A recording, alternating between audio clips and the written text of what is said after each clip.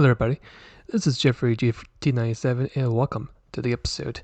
And yes, I have gained the wonderful power of window share, so I'll be able to put some stuff up on my videos. It's been quite a long time since I've actually put either little GIFs or a new improved introduction in my episodes, so hopefully that will make it a little bit more entertaining for my episodes. But back to the matter, we're going to be using the KTM X bow at Le Mans with its new engine swap. So in this episode, I'll be showing a very easy and thorough build using this car. I'll be showing you guys the steps on how to get the car, the parts you need at the tuning shop, and most importantly, we'll be going through on how to either buy or redeem a engine in the game itself. So hopefully this particular build will help out, especially if you're looking for a car to use at Le Mans. So without any further ado, let's go ahead and jump into it. So our first objective, of course, is how to get the car. In order for you to get the car, you can either win it in the game, or you can always go to Brand Central and get yourself one. So we're going to go ahead to Brand Central. All we'll be doing here is we're going to first go to Europe, which is going to be the middle bar. We're going to be clicking that. And once we do click on it, we're going to scroll down on the menu all the way to Austria until you find the KTM logo. Click on it, and after the menus do load showed up, go ahead and hit click on showroom, and you can see this is the only car you have in that particular manufacturer. It's only going to cost you about 100,000 credits, so the cost should not be really a deal. Now the strange thing about this car is actually with its preset build without any upgrades, it actually is close to that 600 point criteria at the Expressway because of how light the car is, and plus the horsepower being around the mid 200s. Now I haven't personally tested it out to see if it's good for Tokyo Expressway just as is. I might have to do some experiments to see if it actually is good for Tokyo Expressway, but we're going to go ahead and quickly get this car, and then we'll get into the next part of the build. Okay, so here we are going to get into the next part of the build. We're going to go to GT Auto, and we're going to go ahead and install that engine swap for the car. Now, as you guys can see, we do in fact can get this swap. It's going to cost us pretty much a little over 300,000 credits just for the engine. But the one thing you need to meet up first if you want to buy is, of course, be collector level 50 in the game. And basically do that, I would recommend just buy a lot of the more expensive cars from the Legends Cars dealership. But if you're curious what the engine is, here it is right here. It's actually the Suzuki VGT V8 engine, a lovely Group 3 engine, mind you, which has a lot of RPMs, and of course the sound of that engine is really satisfying. As a matter of fact, it's probably, in my opinion, probably the second best sounding engine in the game, right behind the Mazda 778B. If you don't have the chance to actually hear what that engine sounds like, then today's going to be your lucky day to really experience of how good this engine is. Now you can see from this swap, huge buffs for the car. You just gain a little bit of weight, and that's it. Now after we get the engine swap into the car, let's say, well, Jeff, if there's a way to actually get this engine before being level 50, and the answer is yes. You can actually, if you are lucky enough, you can actually get this engine in the game. So what you're going to do here is just go back to your home, to your garage, and we're going to go ahead and scroll our cursor all the way down here to this box where it says tuning parts. And the one thing you're going to look out for is for this particular taskbar right here. You can tell it's a little bit different shaded color than the rest of the taskbars, and you can see on the top right corner it does say compatible. Once you do see that, what you're going to do here is just select the menu, you're going to install, say yes, and then you'll be good to go. That's how you redeem an engine swap without having been level 50 or without using any credits. So that's basically going to be your golden ticket, just in case if you're not level 50 in the game just yet. So after you get your swapped into the car, we're going to go ahead and go through the parts. So starting off with sports, you're going to skip sports, go to the clip sports. The only thing you need here is the power restrictor, and that's it. For the club racing category, you have the full control computer equipped already. You do additionally need the fully customized LSD and the fully customized manual transmission. For racing, I would recommend getting the racing hard tires, as the racing muffler does come with the car. And then for extreme, make sure you buy you a set of inters or wets for your tire compounds, and that's going to be it for all the parts you need from the tuning shop. So it's pretty easy overall on what you need for that particular part. So after you get your tires, here is a quick look of the build itself. Here is our new engine swap to the far left of the list. Of course, racing hard tires is what we're racing in this race. The suspension, keep at normal. Differential, I actually didn't change anything there. Downforce, you can't change anything there either. For the power restrictor, it's going to be 73. Here's a look of the fully customized manual transmission.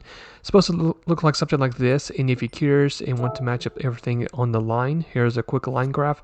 I'll keep this up for a few seconds and then we'll continue on with the rest of the build. Alright, let's keep going.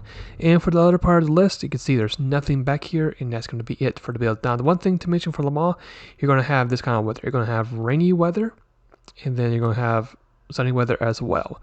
So you need to really be careful what you have for your tire compounds. You got to be on edge, really, like this. So once you basically know what to do, you should be good to go. So for this car, overall in the race, it didn't do too bad. I would say though that for this particular car to look out for is going to be the oversteer. Now I do apologize for kind of not being the best using the bumper cam. I'm actually more comfortable with the hood cam, but if this actually helps you guys a bit more to really figure out what to look out for fuel wise, or if you're more comfortable with using bumper cam, then that's the reason why I'm using this camera for this particular race. The car wasn't too bad. Of course, it's going to have the speed advantage and possibly the fuel advantage as well. The only thing to worry about is, of course, the oversteer from the rear tires in some of the corners. Other than that, it didn't do too bad in this race. So if you do have the car, and if you do have the engine, if you have that of combinations for this particular race, this is going to be one of those easy races to do at Le Mans. So what I'm going to do here is I'm going to let you guys watch the rest of my first lap, making my way all the way from the back of the pack to the front, and then I'll see you guys maybe we'll get to our first pit stop. So I'll see you guys in a bit.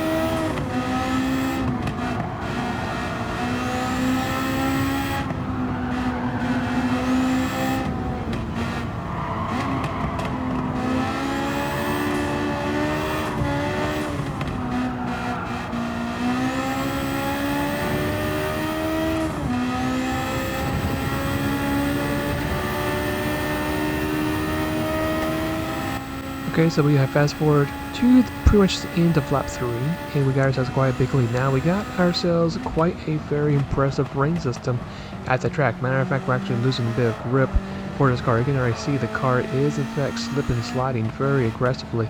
So our main job here is to get to pit road as quickly as possible before any more of the harder rain shows up on the track. But thankfully, for some reason, we are keeping it all together.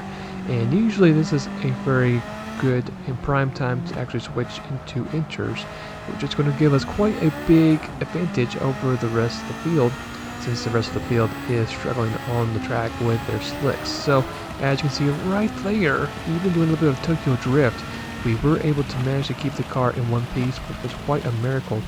As we hit the pit road, we're going to hit the barriers just a little bit right there. As we go to the pit road, we got ourselves some tragic news, as we do not have inters or wets.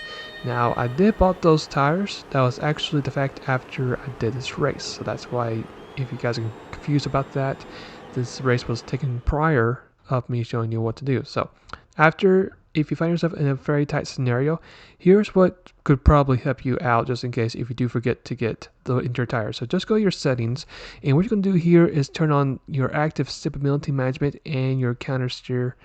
I would recommend for counter steer either weak or strong.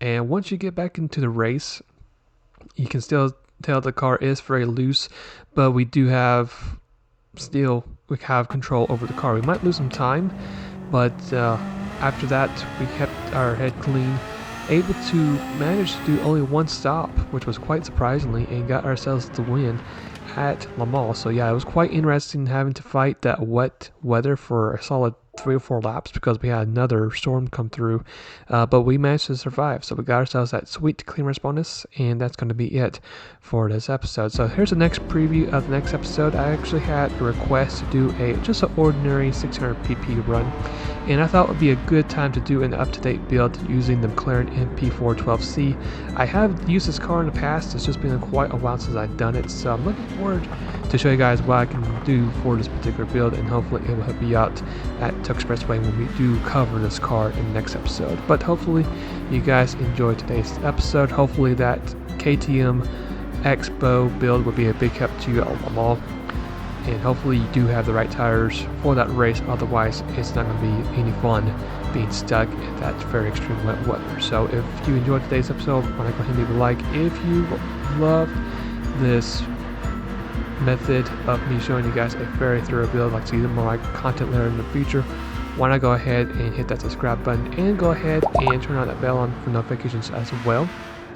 And if there's a particular build you want me to try out, you're more welcome to put in the comments below. And until then, hopefully you guys have a great rest of the day or night, and I'll see you guys later, and take care.